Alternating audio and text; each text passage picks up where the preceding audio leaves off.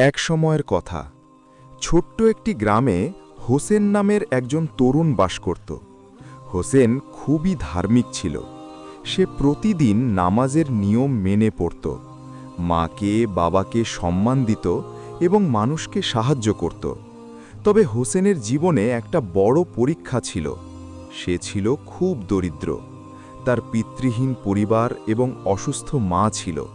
খাবারের জন্য প্রায়ই তাগাদা হতো।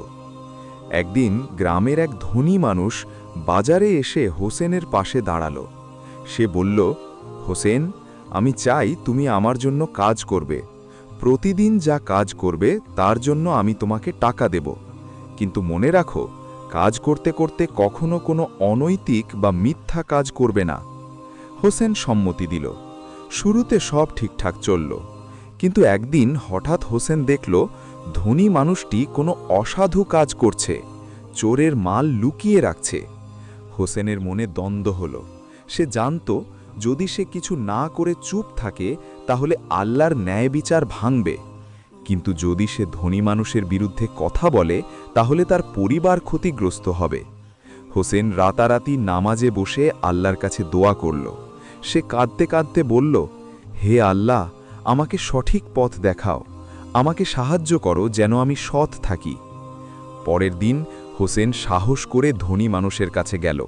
সে ভয় ভয় করে বলল, স্যার, আমি আপনার কাছে কাজ করতে চাই, কিন্তু আমি কোনো অন্যায়ের অংশ হতে পারি না। ধনী মানুষটি প্রথমে রেগে গেল, কিন্তু হোসেনের দৃঢ়তা দেখে অবশেষে সে আল্লাহর ভয় পেল এবং হোসেনের কথা মেনে নিল। পরবর্তীতে আল্লাহ হোসেনকে বরকত দিল। হঠাৎ একজন সৎ ব্যবসায়ী তার প্রতিভা দেখল এবং তাকে একটি ব্যবসায় সাহায্য করল।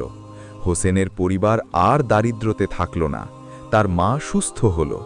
হোসেন বুঝল যে সৎ পথে থাকা, আল্লাহর ভয় করা এবং ধৈর্য ধারণ করা এই প্রকৃত বরকত। গল্পের শেষ শিক্ষা: সৎ পথে থাকা, আল্লাহর ভয় করা এবং ধৈর্য ধারাই জীবনের প্রকৃত জয়।